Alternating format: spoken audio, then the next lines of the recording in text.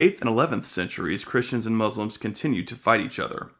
The Christians attempted to beat the Muslims back and reconquer territory that had been lost. Most of the fighting took place in border regions between the Christian and Muslim worlds, especially Spain, Italy, and what is now called Turkey, but was at the time a Christian region known as Anatolia, ruled by the Eastern Orthodox Byzantine Empire. In the 10th century, a warlike people known as the Seljuk Turks converted to Islam and took power in the Muslim world. The Byzantines were defeated by the Turks in 1071 at the Battle of Manzikert, losing almost all of Anatolia. In 1095, the Byzantine Emperor Alexius Comnenus sent messengers to Pope Urban II in Rome, requesting military aid from the West. Pope Urban gave a speech at the Council of Clermont, where he called on the knights of Europe to unite and march east to help the Byzantines. Christians had fought wars against Muslims before, but Pope Urban declared that anyone who fought in this war would be partaking in a sacred act and win remission from guilt associated with sin, that is to say, earn an indulgence. Pope Urban also emphasized the sacredness of Jerusalem, where Christ had walked, died, and rose. The Pope taught that, by purging Jerusalem of Muslim rulers, the Christians would be performing a holy act in God's eyes.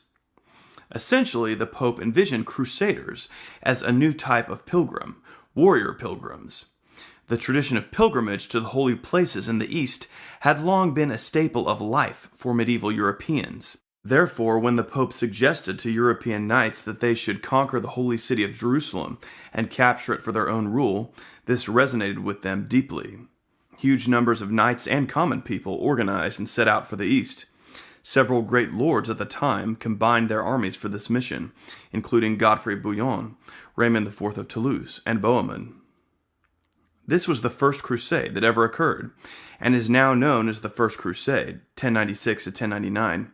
It was very successful, conquering and organizing several new Crusader states in Syria and Palestine. The most important of these states was the Kingdom of Jerusalem, with its capital in the holy city of Jerusalem.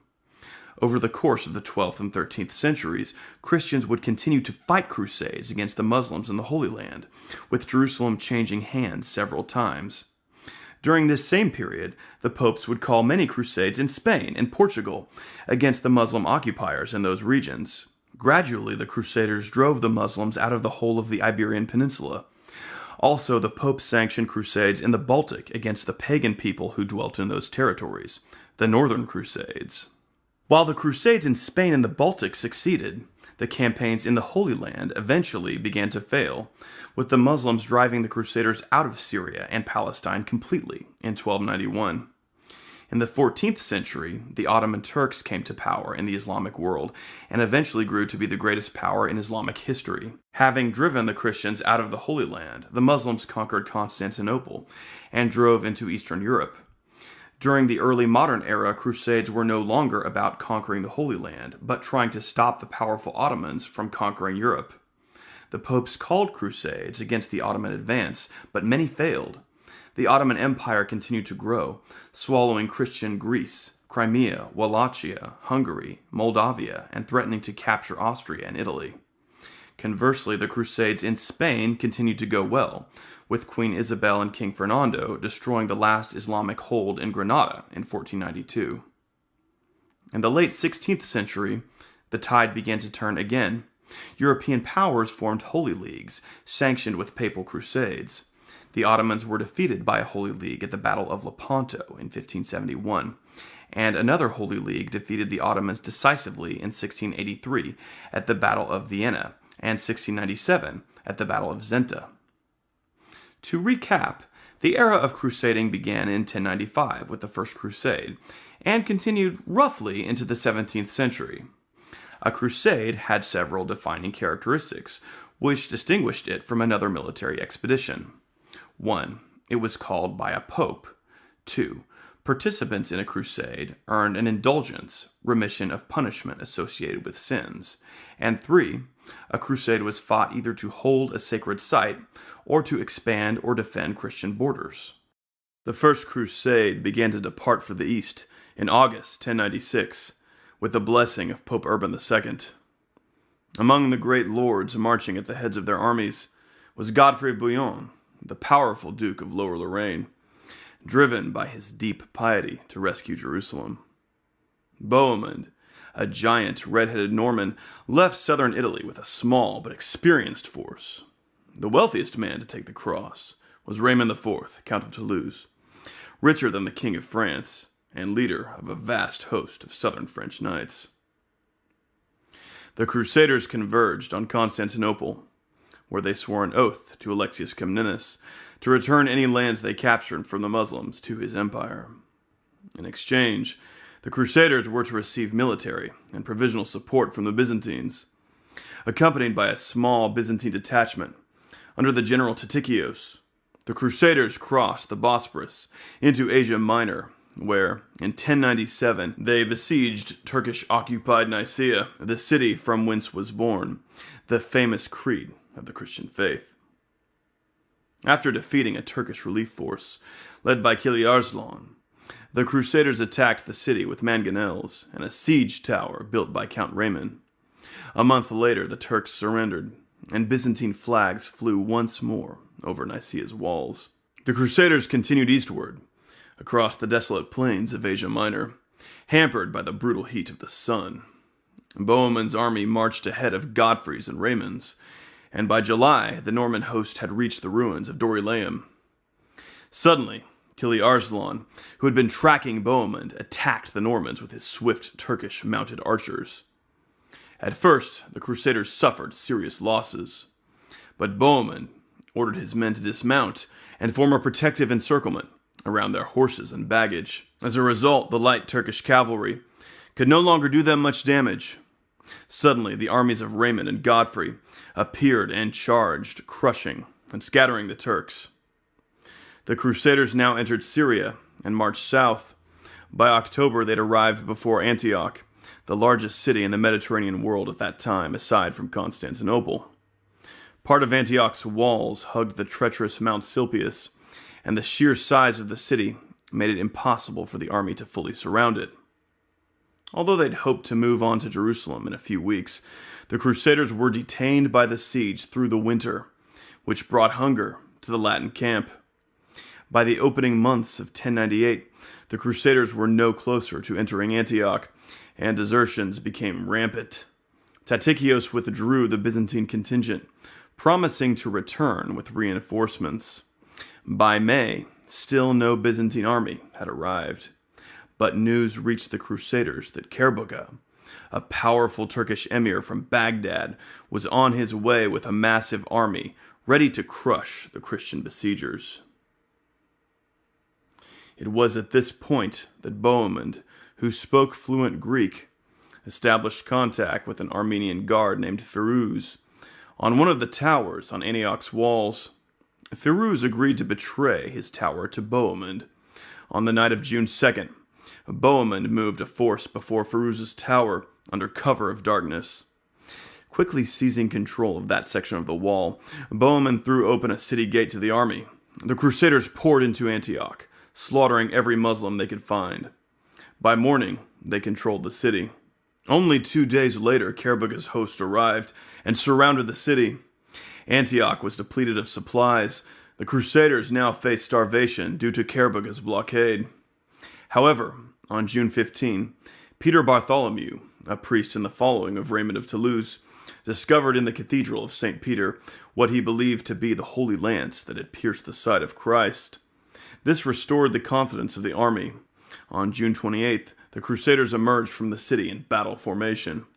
Bohemond led a cavalry charge that smashed a crucial portion of Kerbuga's troops. The Muslim army broke and fled. The Crusaders had triumphed. With Antioch secure, the bulk of the army was eager to move on to Jerusalem. But there was controversy over the fate of the city. Count Raymond insisted it be handed over to Emperor Alexius, but Bohemond pointed out that the Byzantines had abandoned them, and urged the Crusaders to put Antioch under his own control. Finally, in January 1099, the Crusaders set out south down the Syrian coastline toward Jerusalem, under the command of Count Raymond, leaving Bohemond in control of Antioch with a Norman garrison. By June 7, the Crusaders arrived at Jerusalem, now accompanied by the army of Godfrey of Bouillon. The city was under the control of Fatimid Egypt, and the Egyptian garrison had stockpiled the city for a long siege. The Crusaders made a couple of failed assaults, but managed to build several siege machines using timber from Genoese ships that had arrived at the port of Jaffa. Finally, on July 15th, the Crusaders broke through the walls. Godfrey of Bouillon and a group of his knights were the first to enter the city. Many of the city's Muslims were put to the sword. The Fatimid garrison commanders took refuge in the Tower of David, where they received a safe conduct from Count Raymond, whose troops escorted them safely out of the city. The armies of Godfrey and Raymond next marched south on the Egyptian fortress of Ascalon, where they defeated a Fatimid relieving force intent on contesting the Christian capture of Jerusalem. The crusade had triumphed. The army thanked God at the Church of the Holy Sepulchre, which contained the tomb of Christ. Godfrey of Bouillon was elected first ruler of the newly established Latin kingdom of Jerusalem, but he refused to take the title king in a city where Christ had been crucified, preferring instead to be called defender of the Holy Sepulchre. After the fall of Edessa to the Turkish emir Zengi in 1144, news spread in Europe that the Crusader states had lost an important city. In 1145, Pope Eugenius III issued the bull Quantum Predecessoris, calling the Knights of the West to imitate the First Crusade and march on the Holy Land to help the Latin East. By now, Europe's nobles had grown up with stories of the First Crusade. Knights felt eager to emulate legends like Bohemond and Godfrey of Bouillon. Crusade enthusiasm was bolstered by Saint Bernard of Clairvaux, whom the Pope put in charge of disseminating the call to the cross. Bernard, famed for his holiness and learning, electrified crowds with eloquent speeches urging men to crusade. Louis VII, King of France, assembled the French nobility and publicly took the cross from Bernard himself. So many knights followed this example that Bernard ran out of cloth crosses to pin to their coats. In Germany, too, King Conrad III was moved to tears when he heard Bernard preach. Conrad and a whole host of his vassals committed themselves to march east. Conrad and his army departed May 1147. Their march took them through the Byzantine Empire.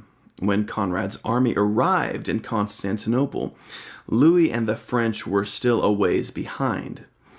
Conrad should have waited for Louis, but instead he crossed the Bosporus ahead of him. The Germans marched across scorching central Anatolia. Like the First Crusade, they encountered a Turkish army at Dorylaeum, but Conrad was no Bohemond and arranged his forces too loosely.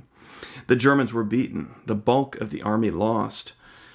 With his remaining troops, Conrad retreated to Nicaea to await the French. When Louis arrived at Nicaea, he was alarmed to see the German host so reduced. Louis and Conrad decided to march along the coast this time, heading east towards Syria. The Crusaders were harassed constantly by Turkish attack. Like Conrad, Louis wasn't much of a general, but the French fared better than the Germans, the army surviving, even as it suffered heavy losses. The French managed to hurl back the Turks at Ephesus on Christmas Eve, and again in a major engagement at the Meander Ford. By the time the army reached Adalia, it was remarkable that the French army still existed at all, considering that they were enormously outnumbered by the local Turkish forces, who knew the territory intimately and used it to their advantage. Louis decided that the risk of crossing the mountains north of Antioch was too great. He attempted to contract Italian ships for the remainder of the journey, but his army was too large. And therefore, Louis made the stunning decision to board a boat himself along with his wife, Queen Eleanor, and his household, leaving the remainder of the army to continue the march on land. The French were deeply demoralized and continued on without their king. A contingent of Knights Templar sent from Outremer to aid the passage of the French greatly bolstered the Crusaders in this desperate hour, and without their guidance, perhaps none of Louis's troops would have made it to Syria. Meanwhile, Zengi was stabbed to death in his own bath by a Frankish slave. Zengi's son, Nur ad-Din, took power in Aleppo. He ordered the slaughter of every Christian man, woman, and child in Edessa, then razed the city to the ground so that the Crusaders could not retake it. Raymond of Poitiers, Prince of Antioch, eagerly anticipated the great German and French armies. He was disturbed when he was instead confronted with the battered remnants of the Crusader forces trickling into Antioch, and Louis himself arriving separately. With Edessa destroyed, Raymond urged Louis to put his troops toward an attack on Aleppo. Zengi's heirs were divided, with his son Saif ad-Din holding Mosul and Nur ad-Din controlling Aleppo. But since Louis's arrival in Antioch, more crusaders had shown up to the south in the ports of Acre and Tyre in the Kingdom of Jerusalem. Also Conrad, who had returned to Constantinople because of illness, had gone on to Acre. Thus Louis chose to combine his forces with those mustering in the south. The later tales of Louis dismissing Raymond's proposal because of a sexual affair going on between the Prince of Antioch and Queen Eleanor are unconfirmed, and likely little more than gossip. After Louis visited the Holy Sepulchre, a war council convened June 24th, 1148 in Acre. The Patriarch of Jerusalem and the Templars favored an assault on Damascus. After much debate, Louis and Conrad agreed. The French and German forces joined with the army of Jerusalem and the Templars, besieging Damascus on July 24. The strategy hinged on a rapid assault of the city, which, without a relieving army, would be forced to surrender quickly.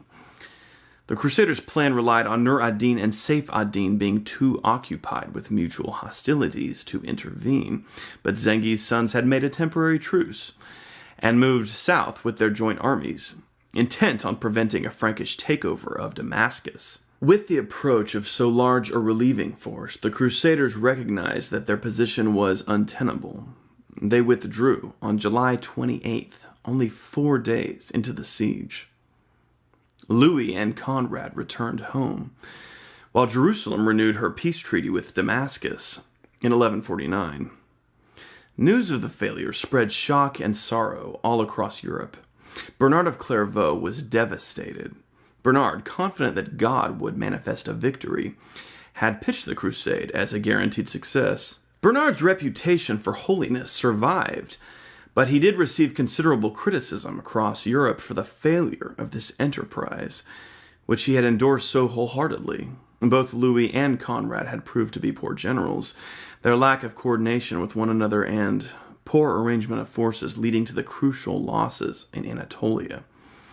The First Crusade had benefited from the strategic brilliance of Bohemond of Taranto, whose generalship had allowed the Crusaders to triumph repeatedly over the numerically superior Turks. But unfortunately, neither Louis nor Conrad had turned out to be a Bohemond.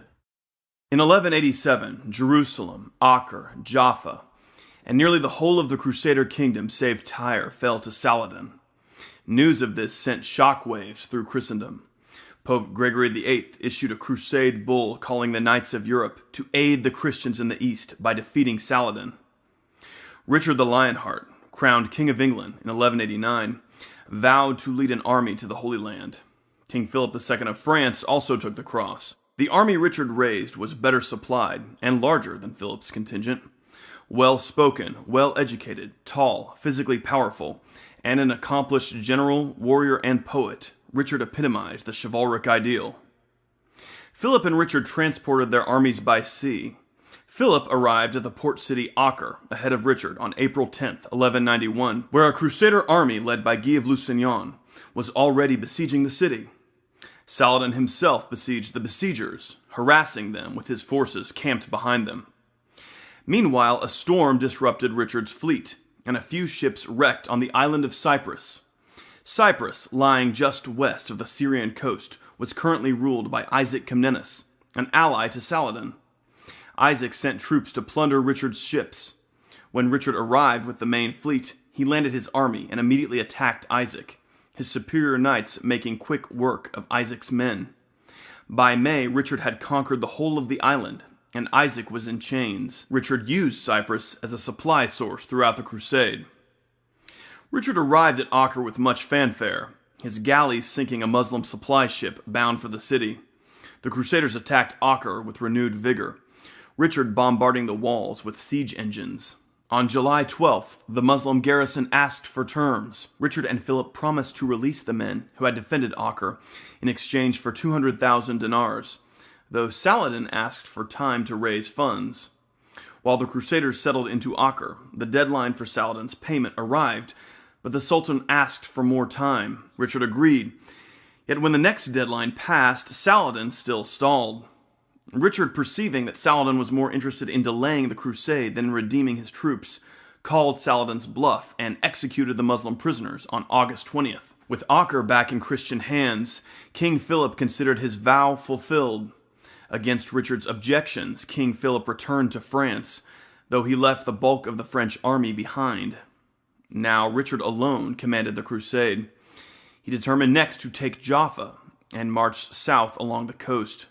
Richard arranged his forces with infantry and crossbowmen in close order with the cavalry, while supply ships shadowed them by sea. All through the march, Saladin's forces followed, harassing the Crusaders, but Richard's formation was unbreakable. Saladin, desperate to halt the Christian advance, selected a wooded area just north of Arsuf for an all-out assault. Richard was expecting this and organized his troops for battle. As the Christians emerged from the woods on September 7th, the Muslims struck, but Richard led his men in a sweeping cavalry charge that crushed Saladin's lines. After a few more charges, some 7,000 Muslims lay dead on the field, with the rest of the army fleeing. The Crusaders' victory at Arsuf shattered Saladin's reputation as a victorious conqueror. Richard took control of Arsuf and continued on to occupy Jaffa. With Jaffa once more Christian, Richard began a series of strategic raids around the coastal plain, retaking the local castles and establishing control of the region. At the same time, he sent envoys to Saladin to discuss the possibility of peace. By January 1192, Richard called council to discuss an assault on Jerusalem. The Templars and Hospitallers argued against attacking the city, since it lay inland and would be difficult to defend once Richard's army departed. Richard took seriously the opinion of these warrior monks, with their long years fighting in the Holy Land. He decided to move instead on Ascalon to the south, from which he could harass Saladin's supply lines from Egypt. At Ascalon, Richard faced pressure from the army to move on Jerusalem, but by now he was set against the idea. Richard was convinced that while he could effectively control the coastal territories, moving his army too far inland would put it in an unfavorable position. On June 20th, Richard's forces intercepted and captured an enormous Muslim caravan loaded with supplies en route to Saladin's camp at Jerusalem. Saladin, humiliated by repeated defeats, attacked Jaffa on July 27, capturing all but the city's citadel. Saladin promised the garrison in the citadel that he would spare Jaffa's citizens if they would surrender, but Saladin was unable to control his troops, who sacked the city. Meanwhile, Richard, having heard about what was transpiring at Jaffa, rushed to the city's defense. As his galleys put in on the beach, Richard himself charged ashore with a handful of knights and fell upon Saladin's men. Richard and his crusaders cut their way through Jaffa's narrow streets, purging it of Muslim troops.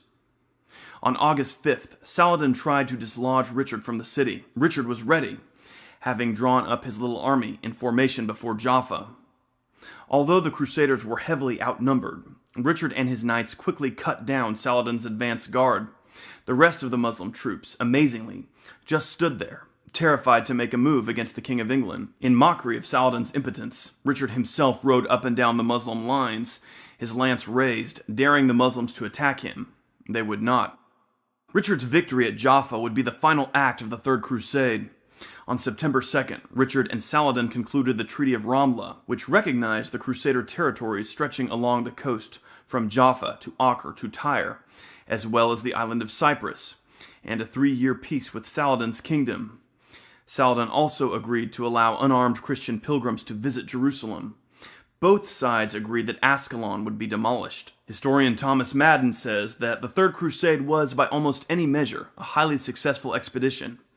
Most of Saladin's victories in the wake of Hattin were wiped away. The Crusader kingdom was healed of its divisions, restored to its coastal cities, and secured in a peace with its greatest enemy. Andrew Ehrenkreutz, author of the book Saladin, further explains, In spite of overwhelming odds in their favor, the Muslims could neither outfight the Christian contingent, nor simultaneously protect Ascalon and Jerusalem. Considering the military organization and defense-oriented economy of the Muslim countries, and in view of the strategic advantages they secured in 1187 through 89, the terms of the 1192 armistice must be regarded as a humiliating concession the Christian invaders imposed on Islam. In 1198, Pope Innocent III, eager to restore Jerusalem to Christian rule, proclaimed a new crusade. Count Louis of Blois and many French knights took the cross.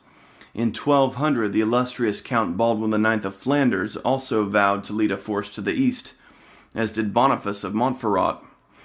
These lords adopted Richard the Lionheart's plan of conquering Egypt as a means toward securing Jerusalem. The lords sent envoys to meet with Enrico Dandolo, the Doge of Venice, to contract ships to transport their armies to Egypt, estimating that the crusade would number around 26,500 men. The envoys contracted Venice for 50 ships. The Venetians stopped all other commercial activity and devoted their full efforts toward constructing the fleet. But since no king commanded the crusade, many knights did not feel obliged to depart from Venice and left by other ports. The army that actually assembled at Venice numbered around 12,000. The Crusade's leaders were in the awkward position of needing only a third of the galleys commissioned, and having no means to pay for the rest. Enrico Dandolo asked the Crusaders to recoup Venice's loss by conquering Zara, a city on the Dalmatian coast formerly under Venetian power. The Crusade's leaders were disturbed by this offer, since Zara was a Christian city, and yet it was a tempting means of erasing their debt. The Doge argued that his claim to Zara was lawful. Louis, Baldwin, and Boniface allowed themselves to be convinced and agreed to subdue Zara, though the decision spread dissent throughout the army. Many knights, including Simon of Montfort, argued that this was a violation of their sacred vows. After a week-long siege, Zara fell and was returned to Venetian rule. Hearing of this, Pope Innocent III excommunicated the entire Crusader army. The French lords sent envoys to the Pope, begging his forgiveness. After the French made a repentance, Innocent lifted the excommunication, but maintained his condemnation of Venice. But Boniface of Montferrat intercepted the papal envoys carrying Innocent's reproof of the Venetians. While still at Zara, the Crusaders received emissaries from Alexius Angelus, son of the deposed Byzantine Emperor Isaac II Angelus. Alexius was currently staying at the court of Philip of Swabia, but his envoys explained to the Crusaders that he was the rightful Byzantine emperor, though the throne was currently held by an usurper who had blinded and imprisoned Isaac. The envoys asked the Crusaders to restore Alexius to Constantinople's throne. If they did, Alexius would join their crusade, add the Byzantine army to their ranks, and provide lucrative funds from the Byzantine treasury. The Crusade's leaders were intrigued. Byzantine participation would be a great asset to their war against Egypt. The idea of a diversion to Constantinople reawakened controversy in the army. Simon of Montfort was the loudest critic, and the majority of the rank-and-file soldiers, eager to fight the Muslims, agreed with him. Nevertheless, Count Louis, Count Baldwin, and Boniface of Montferrat signed a treaty with Alexius, agreeing to restore him to Constantinople. Many knights, including Simon of Montfort, abandoned the army, traveling on their own to Outremer. As the Crusaders sailed for Constantinople, they received an angry letter from Pope Innocent, forbidding them to travel to Byzantium. Once again, the Crusades' leaders hid the message from the rank and file. They camped outside of Constantinople's walls. Boniface and the Doge brought Prince Alexius out onto the deck of a Venetian galley, and cruising along the city, displayed him for the people, shouting their good intentions. The citizens on the wall responded with curses, insults, and even arrows. Clearly, Alexius had exaggerated the enthusiasm of Constantinople's citizens for his cause. The diversion to Byzantium had greatly reduced the army's size. To withdraw now would mean the Crusades' collapse. Therefore, the Crusaders decided to attack Constantinople, an all but impossible task, considering their numbers. Nevertheless, in July 1203, the Crusaders began their assault. By August 1st, after fierce fighting, The Crusaders had managed to take control of the city. They raised Prince Alexius to the throne, and he was crowned Emperor Alexius IV. Despite the coronation of Alexius, anti-Western feeling was rampant in Constantinople, and the young emperor did not fully control the city. He failed to deliver the troops or funds he'd promised the Crusaders, who remained camped outside Constantinople's walls. Murtzuphlus, a Greek nobleman, organized an anti-Latin faction and seized control of the city. Murtzuphlus had Alexius IV strangled to death and proclaimed himself emperor, shutting the city gates to the Crusaders. Murtzuphulus's coup inspired new fury in the Crusaders. They determined to retake Constantinople, besieging the city in April 1204. After a few days, Constantinople fell. Murtzuphlus was seized and executed. The Greek clergy approached the Crusades leaders and begged them to be merciful toward the ancient capital of the Christian East, but their plea fell on deaf ears. The Crusades leaders permitted their men to sack the Byzantine capital, and for 3 days Constantinople was subject to pillage and vandalism at the hands of the Crusaders. In 1213, Pope Innocent III announced plans for another crusade to the Holy Land. Since his previous crusade had been diverted, Innocent planned the Fifth Crusade as an entirely church-directed affair. Innocent believed that all of Latin Christendom must act together if Jerusalem were to be secured. He expanded the privileges of the Crusader, granting, on top of the traditional plenary indulgence, immunity from all taxes and forgiveness of all debts. Also, anyone who financed a Crusader was to receive the same plenary indulgence as if he himself had crusaded. After Saladin's death, his heirs fought a bitter civil war. Saladin's brother Al-Adil eventually succeeded in disenfranchising Saladin's sons and seizing power over the Ayyubid lands, placing his own son Al-Kamil in charge of Egypt. However, Al-Adil faced constant rebellions and plotted coups. Response to the Pope's appeal was lukewarm in France, where many knights had just fought in the Albigensian Crusade and already earned a plenary indulgence. Crusade enthusiasm was strong among the knights of Hungary. Their King Andrew II took the cross. Austria, too, became a hotbed of cross-taking when Duke Leopold VI announced plans to crusade. Fervor for the Holy Land spread in Italy and Germany. Frederick II, heir to the Holy Roman Empire and Crown of Sicily, took the cross. In July 1216, Innocent died, but his successor, Honorius III, was just as committed to the crusade. Not everything went according to the Pope's plan. The young Frederick, embroiled in political problems, delayed his departure. Andrew II and Leopold VI were first to travel east. On October 9, 1217, the Hungarians and Austrians arrived via Venetian ships at Cyprus, where they were joined by the forces of John, King of Acre, and Bohemond IV of Antioch. The Crusader coalition sailed to Acre, where they decided to raid Al-Adil's lands. On November 10th, the Crusaders sparred with Al-Adil's army near Bethsaida on the Jordan. Andrew and Leopold next restored 2 key fortresses on the coastal road, the Templar castle of Athlit and Caesarea. By early 1218, Andrew considered his vow fulfilled and returned home. The exit of the Hungarians was offset by the arrival in the spring of Oliver of Paderborn and his German and Frisian contingents, along with William I, Count of Holland. With their numbers enlarged, the Crusaders decided to begin the assault on Egypt. In May 1218, Crusader fleets massed before Damietta, their first target on the Nile, which would open the way to Cairo. The Crusaders targeted the Chain Tower, a massive fortification situated on an island in the middle of the Nile across from Damietta. A massive chain stretched from the tower to the city, blocking access to Damietta's port. Anyone who held that tower would control what entered and exited Damietta. The scientifically minded Oliver of Paderborn designed a brilliant new siege engine to capture the chain tower. Oliver placed 4 stout masts atop 2 cogs bound together.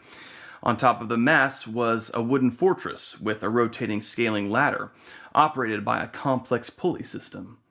On August 24th, a company of Crusaders entered Oliver's ingenious vehicle and approached the chain tower. The fighting was fierce, but Oliver's machine worked. The Crusaders captured the tower and threw down Al-Adil's standards.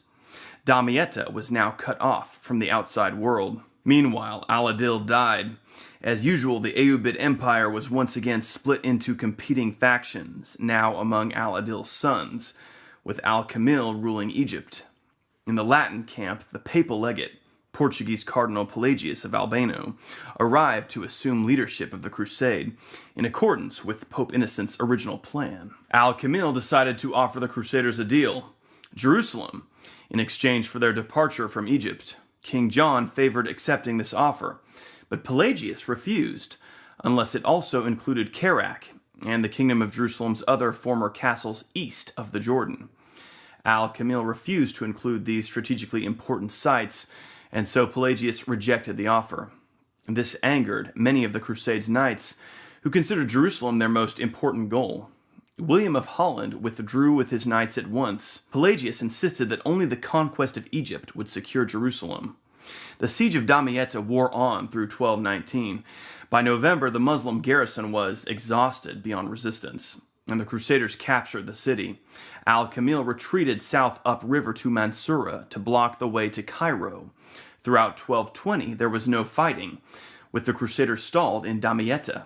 Meanwhile, in Europe, on November 20th, 1220, Frederick II was finally crowned Holy Roman Emperor and announced that he could at last fulfill his crusading vow. He sent Louis, Duke of Bavaria, ahead with a German army to join the Crusaders at Damietta. Louis found a crusading army living comfortably, but growing restive in the Egyptian port city. Louis had been instructed not to allow an attack on Cairo until the emperor's arrival, but Pelagius favored a march south. Louis and Pelagius compromised with the idea of attacking Mansoura, where Al-Kamil had built a considerable fortress to protect Cairo. In July 1221, a Latin army numbering half the Crusaders' full strength marched out of Damietta and moved south down the Nile.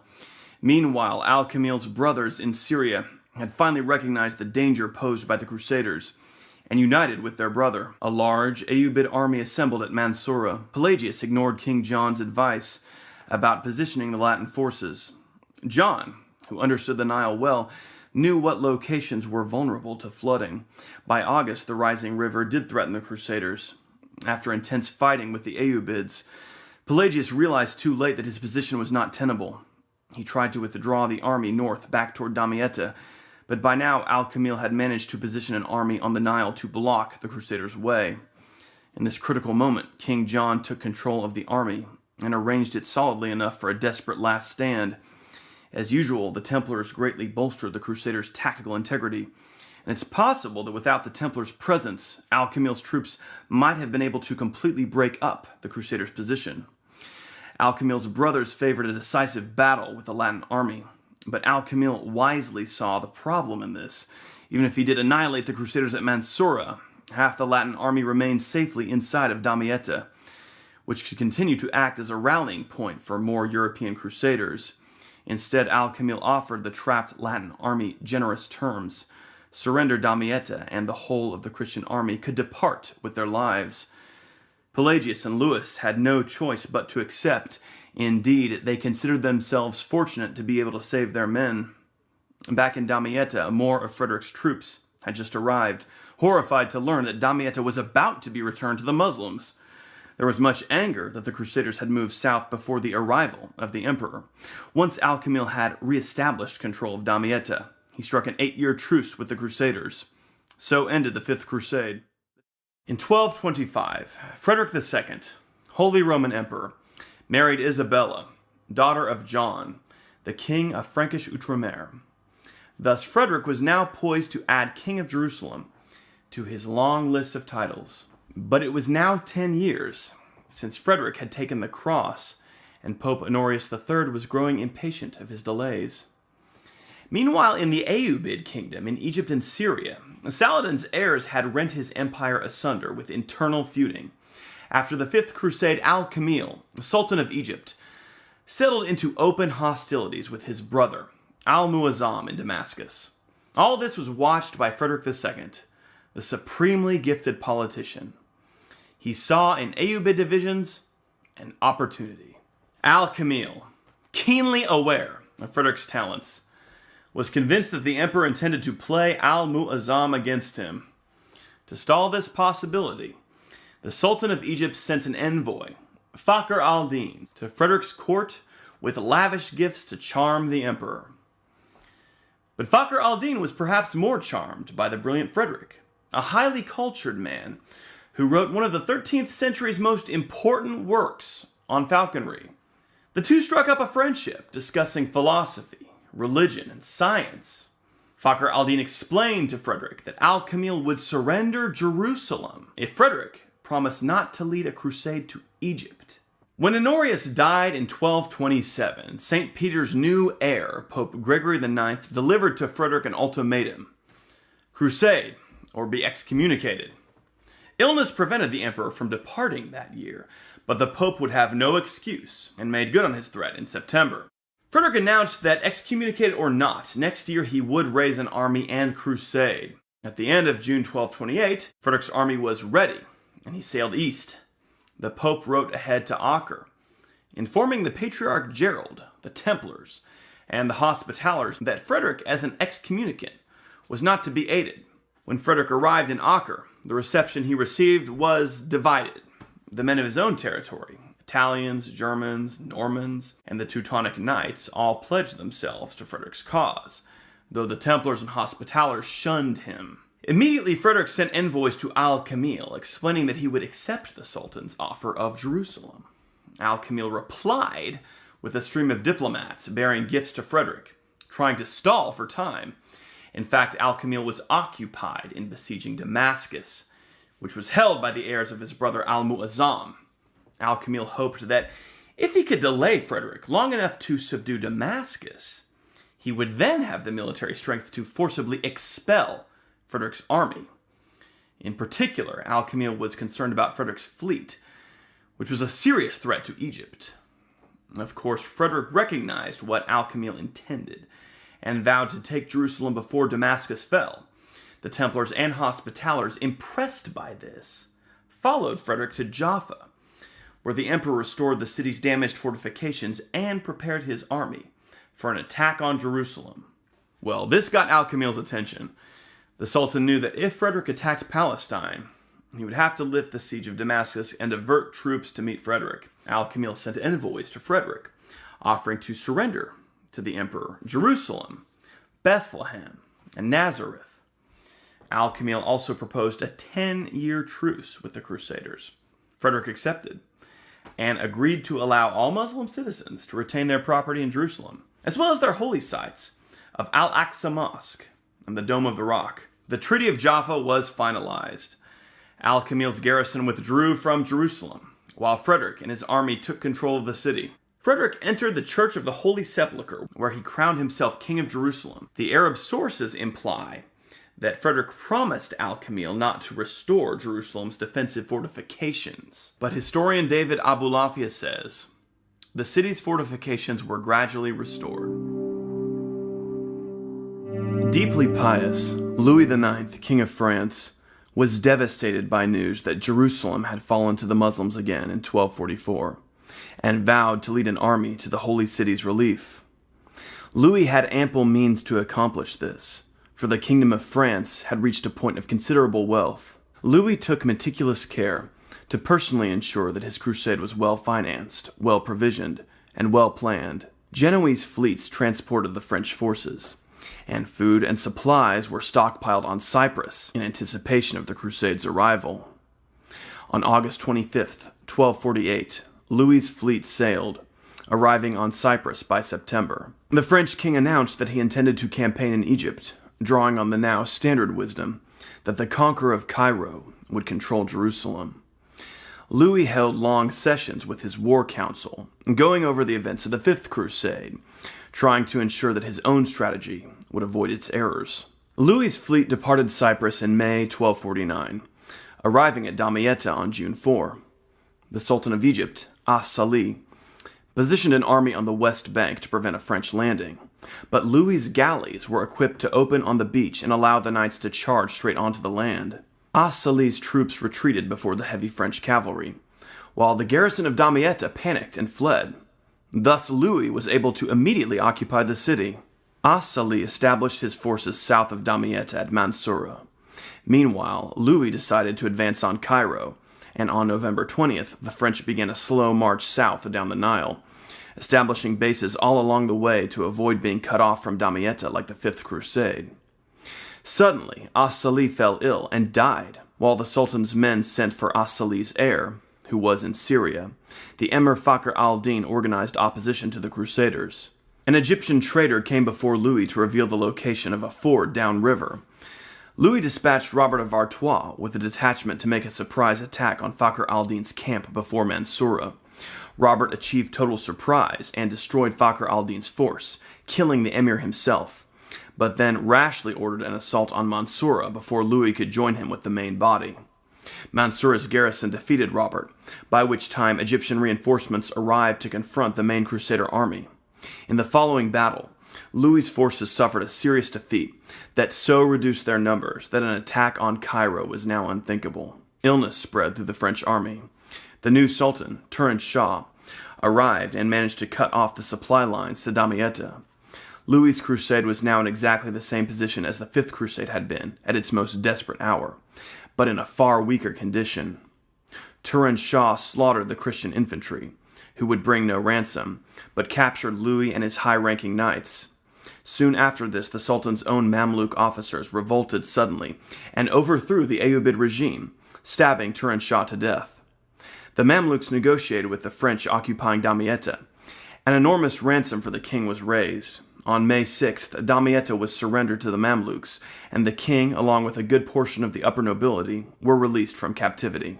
The remnants of Louis's army limped on to Acre. The king would remain in the Holy Land for a further 4 years, improving the fortifications of Acre, Caesarea, Jaffa, and Sidon, and acting as de facto ruler of the kingdom.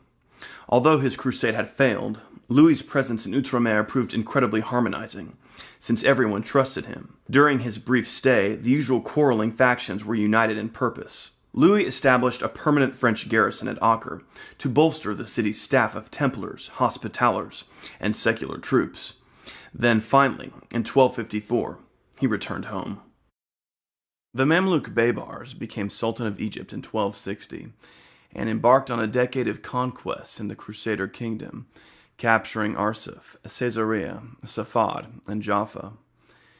At every turn, Baybars slaughtered and enslaved Christians, until 1268, when he conquered Antioch, one of the great capitals of Crusader Outremer, having stood for some 170 years. Baybars' men slaughtered every Christian they could get their hands on, save the pretty women and young boys who lived out their lives in sex slavery. Far away in the Kingdom of France, an aging Louis IX heard reports of the losses in the East, and was much troubled. At an assembly of barons, Louis declared his intentions to lead a new crusade. This time, his council universally opposed the idea.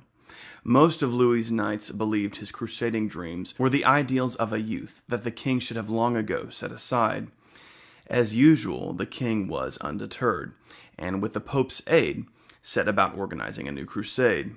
He spared no amount of care and preparation, and if anything, Louis's second crusade was better organized and better funded than his first. This was a reflection of the widespread reforms Louis had cultivated in France, which had allowed his kingdom to rise to new levels of prosperity and efficiency like never before. Louis's brother, Charles of Anjou, who had recently become King of Sicily, was closely involved with the planning, but the two were quite secretive about where they intended to direct the crusade. Most assumed Louis would once again attempt a conquest of Egypt, but just before embarking via a Genoese fleet, Louis assembled his barons and announced that they were headed for Tunis. Everyone was stunned. If Louis intended to cut a path to the Holy Land from Tunis, he certainly had a long war ahead of him. But the destination was a sensible target. Tunis lay on the North African coast directly opposite from Sicily, which was now controlled by Louis's brother. The city was poorly defended, and a siege could be easily supplied from Sicily. Plus, the capture of Tunis would make Louis and his brother the masters of the Western Mediterranean. The Crusaders put ashore on Tunisia on July 18th, 1270. They quickly captured a Muslim fortress on the site of ancient Carthage, setting up a base there. While Louis and his council prepared their next move, an outbreak of disease spread suddenly through the army's ranks. North African summers are notoriously deadly, especially for foreigners. Many soldiers fell ill, and soon even Louis's own sons, Philip and Jean, took sick. When Jean died, Louis was heartbroken. By August, Louis himself was confined to a sickbed, his condition rapidly deteriorating. It soon became apparent that the king would not recover. On the night of August 24th, after receiving last rites, Louis was heard to call out, "Jerusalem, Jerusalem," as he lay in a feverish sweat. With his men all around him, he died. An unspeakable sorrow fell over the Crusaders. Louis had been deeply loved by his people, and his passing would be mourned all across Europe. Louis's son Philip, the heir to the throne, was still recovering from his illness, and so responsibility of the Crusades' command fell on Charles of Anjou. Charles, who shared little in his brother's Crusader idealism, was eager to be done with the whole affair and get back to his own kingdom. He immediately opened negotiations with the Emir of Tunis, Muhammad I. Muhammad was quite eager to come to terms with Charles, essentially offering to become a vassal to the Kingdom of Sicily. The emir proposed that Sicily receive special trading rights with Tunis, and offered to pay an enormous indemnity of 210,000 gold ounces, to be followed by annual tribute. Muhammad also agreed to allow the free proselytizing of Christianity throughout his emirate, and released Christian captives held in Tunis. Charles found these terms quite acceptable, and by November, the crusade withdrew. Louis's final crusade is in many ways the crusade that never really was. Before any major operations could be undertaken, illness spread through the army, and the king himself died. Charles of Anjou gained more than anyone, with the submission of the Emir Muhammad proving enormously lucrative to the Sicilian crown. The loss of King Louis brought mourning to all of Christendom. Although his crusades had been failures, his reputation for holiness was in no way diminished, with his memory treasured even to this day. For Crusader Outremer, the crusade truly achieved nothing, with the coastal Levantine cities still in peril. However, another crusade was about to put in on the shores of Outremer itself, the Ninth Crusade. The Crusader force led by Edward I, Prince of England, was remarkably small, composed of some 250 knights and 600 infantry. Edward had intended to go to the aid of Louis IX in Tunis, but when news of the French king's death reached him, the prince sailed instead for Acre. The situation in the Holy Land was dire. Croc des Chevaliers, one of the most important hospitaller castles in Outremer, fell to the Sultan Baybars and his Mamluks in April 1271.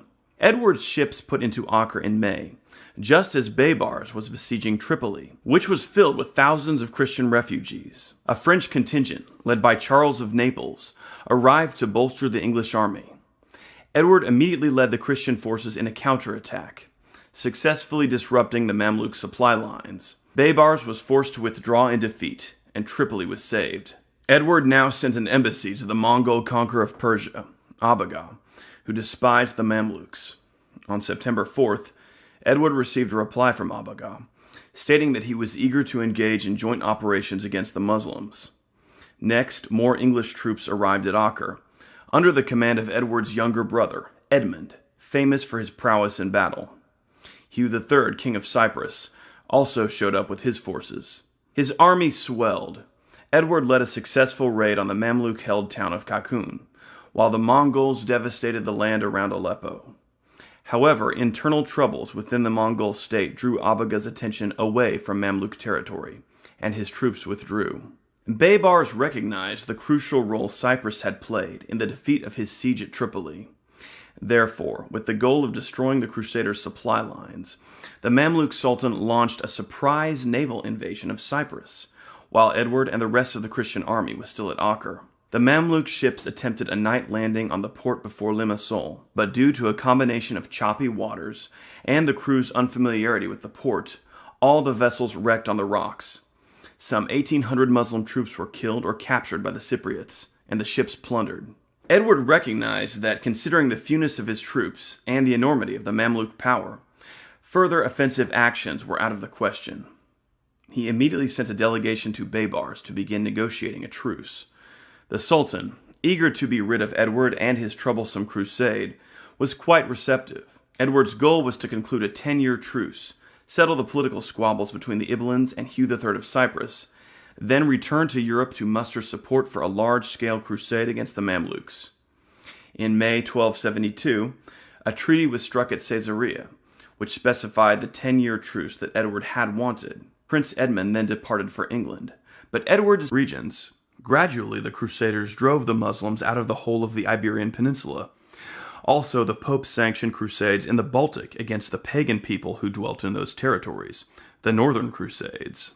While the Crusades in Spain and the Baltic succeeded, the campaigns in the Holy Land eventually began to fail, with the Muslims driving the Crusaders out of Syria and Palestine completely in 1291.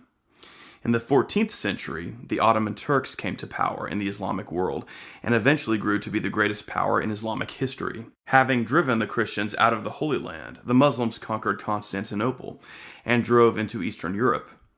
During the early modern era, Crusades were no longer about conquering the Holy Land, but trying to stop the powerful Ottomans from conquering Europe.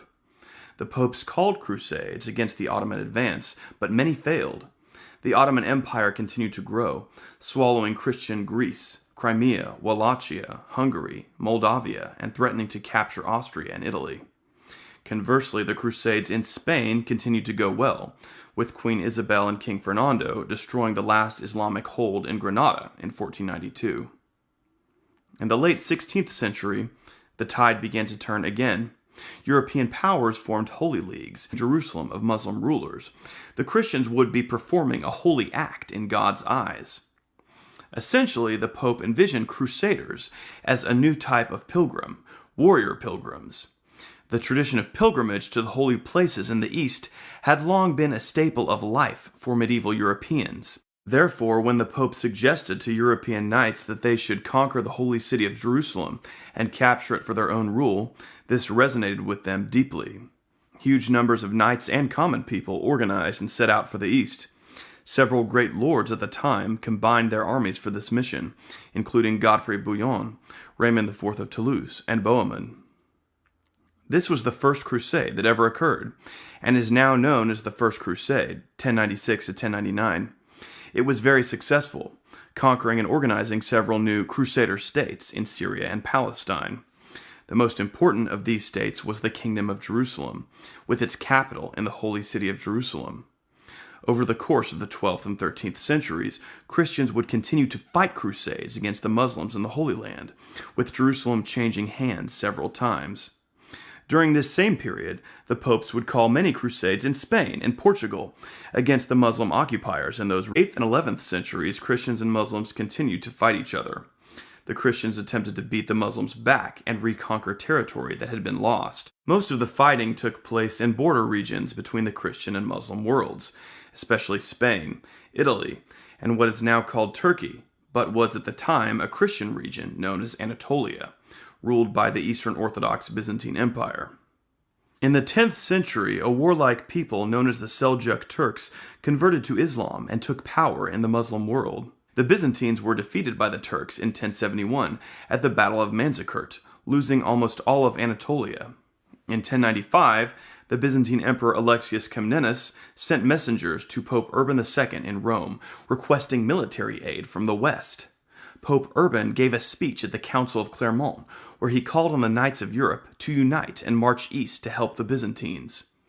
Christians had fought wars against Muslims before, but Pope Urban declared that anyone who fought in this war would be partaking in a sacred act and win remission from guilt associated with sin, that is to say, earn an indulgence. Pope Urban also emphasized the sacredness of Jerusalem, where Christ had walked, died, and rose.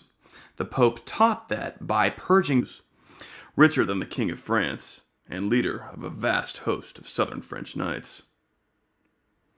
The Crusaders converged on Constantinople, where they swore an oath to Alexius Comnenus to return any lands they captured from the Muslims to his empire.